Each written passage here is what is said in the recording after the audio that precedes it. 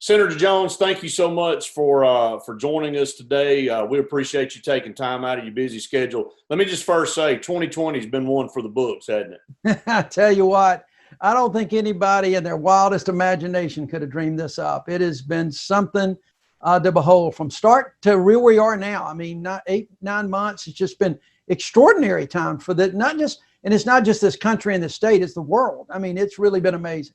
It has. It's been something. I think every time we turn the corner, it's a new surprise. But just tell everybody about your background. You're from Fairfield, Alabama. What's the best thing about Fairfield, Alabama, Senator? Oh man, the best thing about Fairfield growing up was just an amazing place. I mean, we lived in a little community called Glen Oaks. It was a brand new little community that's popped up post World War II in the mid 50s.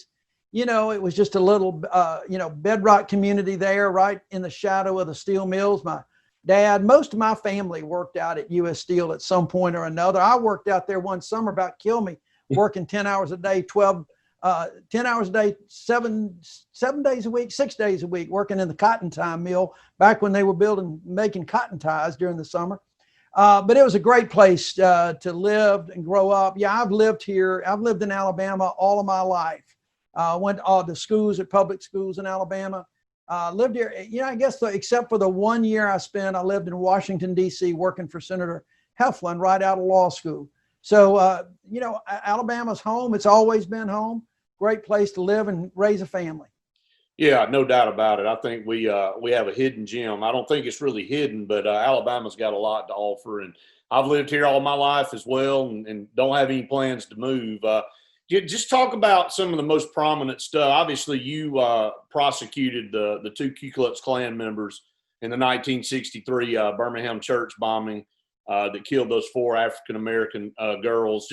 And you had something to do, or you actually issued the indictment down for against Eric Rudolph. So some pretty high-profile stuff, Senator. Just talk about those two events. Sure. I kind of came of age during the time of school integration. I mean, I was 9 in 1963 when the bomb blew up at the church, but it was really high school and college that I got most affected. Junior high and college, because kind of growing up in that era where it was school integration and trying to get used to a new world, and it was difficult for adjustments. I mean, I think our kids, me included, I think the kids did so much better job of trying to adapt and make things happen and make things work. But when you do that and you work to try to do that as a high school and junior high school student leader, you really you carry that forward into college, into law school, into your early career.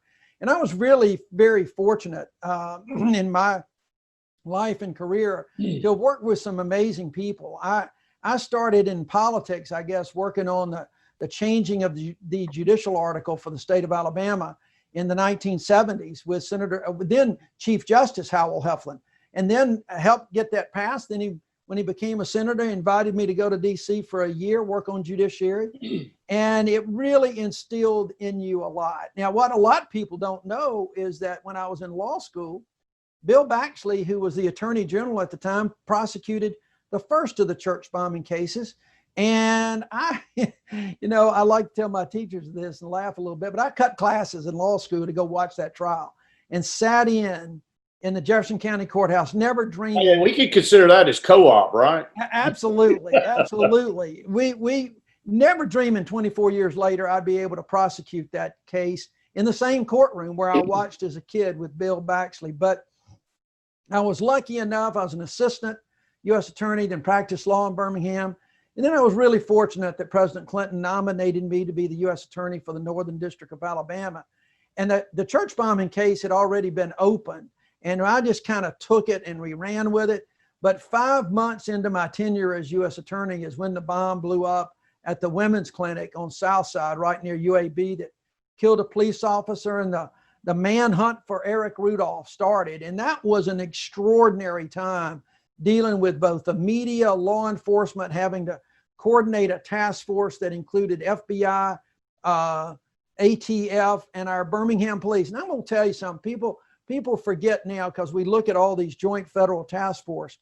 That was really the first time there was a major federal state cooperative task force in the state of Alabama. They'd done some things in the past, but this one was really big. And it resulted in finally capturing Eric Rudolph, prosecuting him here and in Atlanta. So between that and the 2 church bombing cases that I personally tried, those were pretty amazing runs as U.S. attorney. Yeah, I was going to say you had 2 really high profile cases there that you were an integral part in, and so I know that that's a benchmark for you. You're the only statewide elected Democrat in Alabama, or the first one to win statewide office since Lucy Baxley was elected president of the Alabama Public Service Commission in 2008. Just talk about that right now. I'm going to go into some other stuff with you here in just a little bit, but you just mentioned Senator Heflin, first Democrat represented in the U.S. Senate from the state of Alabama since 1997, since he held that office. Just talk about that because we'll go into how red this state is here in just a little bit, but in some of the challenges, just talk about that from that standpoint. And I know he was a mentor to you. He really was. I mean, Howell Heflin showed me what you can do as a public servant. It carried forward to me in the U.S. Attorney's Office to do good for people, because you've got to go into politics, I think, with a servant's heart. You've got to go in for the right reasons. This is not an ego trip to put yourself through this and to be a U.S. Senator. It's really for people. And you got to be able to talk to people, but more importantly, you've got to be able to listen to people. And that's what I think was significant, I think, about the win in 2017, being the first Democrat in a long time, as you said, statewide office since 08, I think, or 06, and then the first Democrat in the Senate since 97. It was important for so many people, because I really believe that at one point our Democratic Party in Alabama just kind of gave up, and they weren't really focusing on recruiting candidates. We have some good candidates that ran during those years, for sure. Siegelman got elected in 98, and others got elected, and others ran. But the fact is that there were so many Democrats that just kind of conceded ground, and and people started to define us in ways that really wasn't representative of Democrats in Alabama, because we're really there for people. We're there for farmers. We're there for educators. We're all about jobs. We're all about manufacturing. We're all about business. You know, I give you a really good example. When I first got elected and when I was running in 2017, I met with a lot of business leaders. And for some reason, because of the way things had gone in the past, they really thought that Democrats were anti-business community. And that goes back some to the tort reform wars that we had 20 years ago, okay? Sure. But the fact is that there was this thought that they were anti-business. And I kept telling them, I said, guys, you know me from my days in the U.S. Attorney's Office and how we work together. You know that I believe that business and labor go hand in hand. You got to have both of them. You got to have a good climate for business in order for working people to have jobs. So you watch me and see what I do. And guess what? This summer, I was so honored to be awarded. I won 3 of the top awards from the United States Chamber of Commerce for support of the free enterprise system, the Abraham Lincoln Award and the Spirit of Enterprise Award. And I won one for bipartisanship, the Jefferson Hamilton Award for bipartisanship. And so when people talk about how, socialism and all these boogie words, they got to look at my record in the U.S. Senate, because the U.S. Chamber of Commerce, the last I checked, was not a very left-leaning organization. Sure. And so that's been the challenge, is really just overcoming stereotypes that I don't think our party in Alabama really did a very good job of overcoming. Well, you just brought up a good point, and I've got several things I want to go into there. You have a reputation, and you try to promote that. You try to reach across the aisle. You don't see a lot of that much anymore on either side, either the Democrats or the Republicans. So, you're kind of a rare breed, I would guess. And I mean, there's a few, but it just doesn't seem like it just seems so partisan right now in Washington. I'll go to President Trump. I know that you battled in that decision, and a lot of people were watching you nationally on how you would vote as far as to impeach, and you ultimately voted to impeach him. Just talk about what led you to that, and you really felt, because I know you voted for a lot of things that he supported it. He's that he's been out there, but obviously you felt like it was important to cast your vote for impeachment. Just talk about that a little bit. Yeah, well, I have supported President Trump when he's done some good things for Alabama. I support his increase in military spending because I'm a big supporter of national defense. We've done a number of things like that I've supported. On the other hand, I've told people too that when he does things that I don't believe are in Alabama's best interest or the country's best interest, then I'm not going to vote that way. And I think I've got a record that as well. In other words, I think I've been true to my word. The impeachment represented a real difficult decision, and I really worked hard. A lot of people don't realize, as a prosecutor and then as defense lawyer, I did a lot of work involving whistleblowers. I represented whistleblowers. I also prosecuted on behalf of whistleblowers. So I had an interesting perspective. And when the whistleblower complaint was first revealed back in the summer and early fall, I told my staff, just looking at it, I said, guys, look, I don't know where this goes, but I can tell you from just looking at this is really serious. Not only is it serious allegations, but it is documented. You've got things, and a whistleblower complaint is mostly hearsay. And so at that point, we just started gathering evidence and started working. I built a file like I would do as a lawyer. That's the only way I knew to do it. I've been a prosecutor, defense lawyer. I've done civil cases on both sides. So we built our file like a legal team, and I've got some great staff. We did a lot of things to debate the issues. We went back and forth. At one point, before we left in December, I had 6 of my staff members draw straws, and 3 of them had to argue for impeachment, and 3 had to argue against. And then I read a lot about history. I read the prior Nixon, Clinton impeachments to see where things go. And then the one thing that really struck to me that I really wanted, and I did an op-ed in the Washington Post, I was out there a lot pushing for witnesses.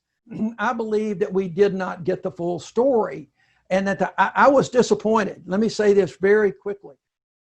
I was disappointed that the House of Representatives didn't push harder to get witnesses. I felt like that they were on an artificial timeline that was not good, and they needed to do whatever it took to try to get witnesses, even if it took longer. They didn't do it, so I had to deal with what was in front of me. But at the time we did that, I pushed for witnesses in the Senate, and we had a number of votes to try to do that. And I will tell you, I was very disappointed that we didn't hear from anybody. We had no witnesses whatsoever. It's the first time that's ever happened, either by deposition and there were people that knew. We've seen the John Bolton book now. I warned about it. We've seen the other things. At the end of the day, sat through that trial, and I literally took 430 pages of handwritten notes with red pencils and highlighting and star, just like I would in a trial, going over the evidence in detail. And at the end of the day, I was very troubled initially with the allegation about obstruction of Congress, because I didn't think that the House did all that they could. But when the evidence finally came in and everything put together, and the fact that they wouldn't let any witnesses testify, nobody came forward that was in that inner circle that could provide the testimony one way or another. I felt like the obstruction count, although the weakest, certainly met my threshold for evidence. The other concerning the abuse of power with regard to Ukraine, to me, that evidence was pretty clear. What he did to try to withhold information, withhold military support, do things in order to get Ukraine to get involved in the United States political process against Joe Biden. I just think that was pretty overwhelming evidence. And I did not think the president's staff and their counsel did a very good job of really explaining that. They wanted to put the blame back on Vice President Biden and not answer the very specific things that we had from the word go. So I approached it like a lawyer. I had a pretty high standard of proof to meet, but at the end of the day, we worked very hard, and I felt comfortable in my decision of where we were. I clearly believe that the president abused his power at the time. Did you ever talk to Adam Schiff about the witnesses and the issues? Did you ever talk about that with him and why there weren't more? No, I didn't talk to either the president's counsel or the House managers. I mean, I would see both of them, Sure. On breaks and was cordial and would say hello and that sort of thing. But I didn't, I felt like, I was a juror and I thought it was my responsibility to not do that. I had no contact with them during, or the White House, except for just the occasional, hello, how are you? Those kind of things during the trial. Let's talk some more about you in this race here. Your opponent in 2017 was Roy Moore. He had a very controversial past. You beat him, obviously. Do you feel it was more, and again, going back to what we just talked about, you being the first Democratic senator in a long time here in this state, and this state being red the way it is, you saw how the votes went for Trump versus Hillary Clinton. Do you think it was more of a vote against Roy Moore, or did you think you garnered that much support from a very red state here in Alabama? Well, first of all, I think that because, as I said a few minutes earlier, that Democrats kind of abandoned Alabama 25 years ago, that if you look at the very red as only who comes out on top, then sure, it's very red. But if you look behind those numbers and see that even the guy that ran against Shelby in 2016, a guy named Crumpton, who had no money, I mean, no name, no money, nothing to really run on against an icon in my friend Richard Shelby, he still got almost 40% of the vote. People forget that. And so there is a base of voters out there that were yearning for a voice that they haven't heard in a long time. And I just happened to be the right person at the right time with enough name recognition to get out there and make those voices heard. Now, did I run against a fairly controversial opponent? Sure. But I think it was that combination, because remember, it was the Republican Party who nominated Roy Moore. It wasn't those 40% of the vote that voted for Ron Crumpton. It was a Republican Party. Yeah. So I think it was a combination of both. I'll tell you, every internal polling that we had done leading up to that shows that we were going to win that race. And the race actually got closer because of those allegations, because people have all of a sudden said it was fake news. They didn't buy into it. And people started coming out to vote that might not would have otherwise voted, and just voting straight, either Republican or Democrat. So I think that I really was disappointed that those allegations came up, because we felt like we were going to win against Roy Moore going into it regardless. Do you think the Democratic Party in the state of Alabama is as strong as it has been in the past? I mean, we've had numerous Democratic governors. We've had a lot of really good Democratic leadership over the history of this state, but it just seems like it has shifted. And like you said, a big gap between you and Howell Heflin in the Senate. And we'll talk about this coming up race here in just a minute. But is there something, have you offered suggestions to the Democratic Party, the state of Alabama, of what they can do to become a bigger influence? Yeah, as a matter of fact, I spent 18 months really working with the Alabama Democratic Party and the National Party to try to completely revamp. And so here's my concern. Not about today, because I think the party is doing the right things today. The problem has been in Alabama that the Democratic Party of Alabama of old really wasn't a party. It was a conglomeration of various factions, all competing against each other during a primary. And then once that primary was won, they won the general election. So it really wasn't a party per se, in my opinion. Unfortunately, Alabama swung too fast the other way. And now I see Republicans fighting among themselves, having those same issues. And so I'm really not sure that is it's not different. What I believe is that there are people in the middle in both parties that identify with both parties. And that's where the elections are going to be won. And so over the last 2 years, we've spent a lot of time getting new leadership in the state party, branching it out. We've got a new chair, first African-American chair, Chris England, his dad was on the Supreme Court at one point, been a longtime judge in Tuscaloosa. The England family is just, they're iconic in the Black community and in the state of Alabama as a whole. And he's our new chair. We added, about 60 new members of the state Democratic Executive Committee, 48 of whom were young people under the age of 36. So the party now, I think, is really reflective of the state of Alabama as a whole. It's a very diverse party with both young and old, Black and white. We've got a Hispanic caucus. It really represents the diversity in the state of Alabama. And that is the strength, I believe, now going forward of the Democratic Party. And again, no one is going to flip this state from red to blue. That's just not going to happen. And quite frankly, not sure I care to see that happen. What I want to see is a competitive two-party system where people in both parties have to compete with ideas and policies that for your vote, and not just simply with an initial, an R or a D behind your name. Does it make your job tougher as a Democratic senator from a Republican heavy state to do your job? I mean, is it tougher on you? Because I know what you said earlier, you go there to represent the people, but majority of the people in this state, the way they vote Republican. So tell me how that affects you. Well, look, you've got people on both ends of the spectrum, okay?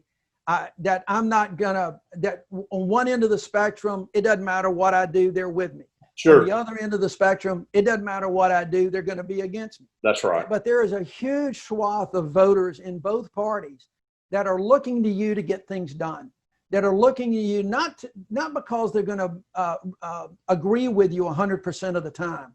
They want to see what you're doing and how you can get things done for the people of Alabama. And that's the advantage. That's what's driven me as a United States Senator. It's not been polling.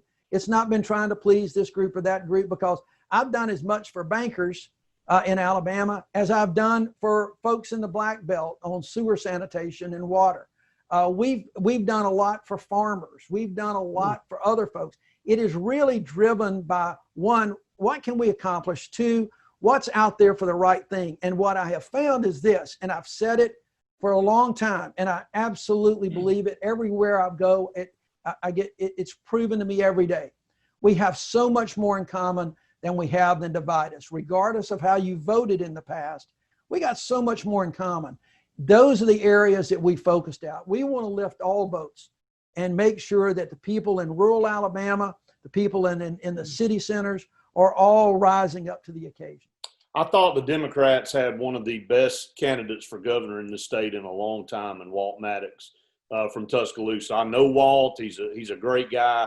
I also know Governor Kay Ivey. And were you shocked at how bad of a defeat that was for him? Because to be frank, I thought that was going to be a very close race, and it wasn't. And I again, I have respect for both of them, but right. I know Walt, and he's an up and coming politician. He's done a great job for the city of Tuscaloosa. Was that a little bit of a shock for you when he lost that race the way he did? Look, I think we need to put that race in a little bit of perspective. The Democratic Party didn't offer an awful lot of help. And you really got to have a party infrastructure to help you. That's number one, no matter how good a candidate you are. And he was an excellent candidate. Governor Ivey had done the right things getting into office under difficult circumstances. She's really doing the right things right now, by the way, with regard to how she's handling this COVID crisis. But Walt had a tough uphill battle. It was tough raising money without a party infrastructure. But even with that, Walt Maddox got more votes in this state than any Democrat that had gotten before him.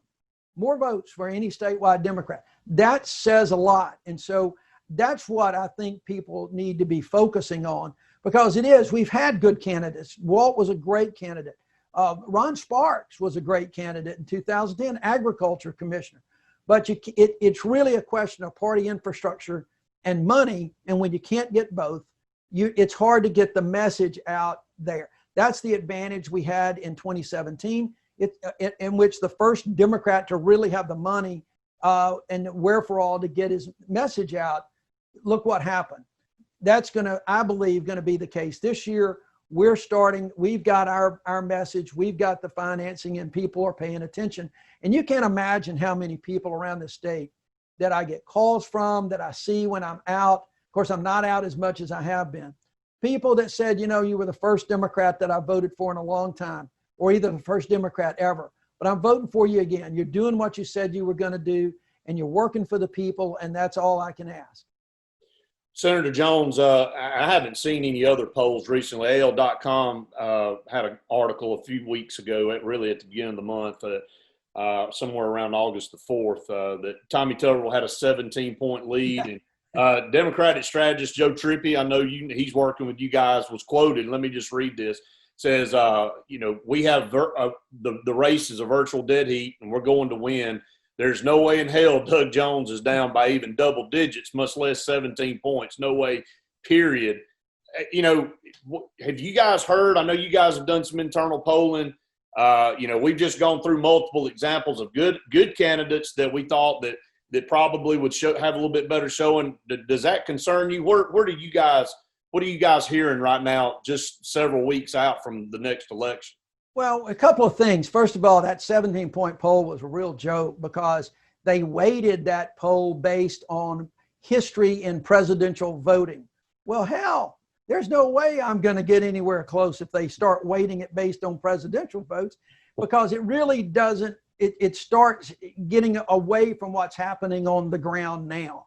And so we've been consistently monitoring things. We believe that the race is going to be tight for sure, but we feel very good about where we're positioned. And we feel good about the issues that we're running on. My record, my pro-business record, my pro-healthcare record, all of those things we've been an advocate for. And the other thing about it is this: nobody's tested Tommy Tuberville yet. Jeff Sessions ran a horrible campaign. I mean, I've known Jeff a long time, and I was really surprised that his campaign was as poorly done, and he never hit Tuberville. He tried to hit him on, living in Florida and then moving to Alabama just to run for the Senate. But he never talked to him about his hedge fund in which his partner, there was just two of them, and his partner went to prison. Never talked about the Ponzi scheme he invested in. Never talked about the one-game suspension for somebody that was originally accused of a rape charge. So we've got to start bringing that out. And so people that know him, the other thing about it is this: the more people hear Tommy Tuberville talk, the less they like him, because he doesn't speak about the issues. He just speaks about general stuff, mainly President Trump, and always having President Trump's back. People of Alabama, if you look at my record, they know that I've got their back, and I don't have the president's back, whether it's a President Trump or a President Biden. I'm going to have Alabama's back. So everything we're seeing puts us in a very, very good spot, quite frankly, better than we had hoped we would have been, knowing the history of Alabama voting.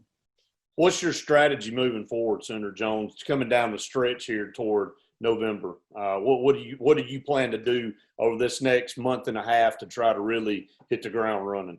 Well, we've been doing that since the moment the pandemic. We put the campaign a little bit on hold because my duties as a U.S. Senator really called for me to both help educate people, do the things with regard to the pandemic, help people a lot. So it was not until after the runoff, when we had an opponent, that we started putting the pedal to the metal, and that's what we've been doing. So we're getting out. Now, I'm still limiting, in-person campaign activities. We're going to be doing a drive-in thing fairly soon, doing a lot of Zoom calls, Zoom fundraisers. But the main thing that we're going to be doing is a combination of two things. Number one, we're going to make sure that people know my record. I want people to know I won those awards from the U.S. Chamber of Commerce. I want them to know that I've had 21 bills, bipartisan bills, that have been passed by the Senate, signed by President Trump, that are enacted into law. And that's a heck of a record that I'm really proud of. You don't see a freshman senator in his first 2.5 years in office have that kind of record. And it's only because of bipartisanship and able to do that. And I want people to understand that, know that, because one of the things that I hear most from folks, even folks who says, Doug, I didn't vote for you. I just want y'all to work together to get something done. Well, if they do that, then they're going to vote for me, because the other option is literally a campaign that's being run of us versus them, good versus evil. That's not how I roll. I've never said that about anybody, that this is an us versus them. This is good versus evil. This is about one Alabama.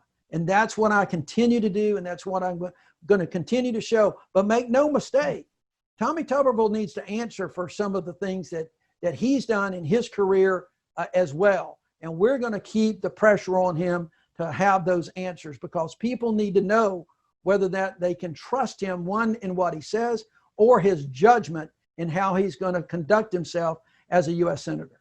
Okay, Senator, Lizzie runs a tight ship for you, and she tells me that you got about 30 minutes today. So I want to hit you on 2 or 3 things, what we call rapid fire, and I'm just going to throw them at you, and I just want to hear your response on it. Number one, COVID-19. Obviously, we went over 6 million cases today in this country. Both sides of the aisle have kind of been pointing fingers at each other. That we've kind of talked about that all afternoon here. Are there really more people working together, more than we're seeing and more than the media is portraying? Well, there were at one time. I mean, the CARES package came together very quickly. The problem is this. The problem is that we need another one, and we should have done it back in May. The House passed a bill in May. Is that going to get done? Is that going to get done? I think something will get done, but, good grief. That bill's not a perfect bill, but it was done in May, and we knew this virus was going to be with us. And so Mitch McConnell waited until the PPP program was running out, unemployment was running out, schools were opening, to even talk about it. We couldn't do it. I think something's going to get done, but it's going to be sometime in September, because McConnell refused to have us come back. I had sent letters and publicly talked about coming back. Something is going to happen. They've started talking again. We're just late. I got 2 or 3 things, especially for schools. It's really unconscionable the way McConnell and, quite frankly, the administration has refused to discuss this until just recently. Back in May and June, we should have had this done and ready to go. Protests going on in our bigger cities right now, over 90 days in some of these cities. I think there's been some obviously legit protesting going on, but I think some of these groups have come in. They've come to these cities. They've vandalized. They've destroyed property. At what point in time, is this chaos going to get under control? And what do you think needs to be done to get it under control? Because it's every single day you just see more and more violence, more and more destruction. Well, you're seeing more and more violence on the media, and that happened. And let me tell you, the first thing that's got to happen is that people have to kind of get those folks and prosecute them. They got to figure out what's going on, to prosecute them. Yes. We can't defund the police. Nobody is for defunding the police. But also, I don't think we militarize the police either, because that creates, we've seen that's created a lot of problems. Is that the most absurd thing you've ever heard, is defunding the police? I mean, people absolutely use common sense and see that if you don't have law and order, you have the Wild West out here.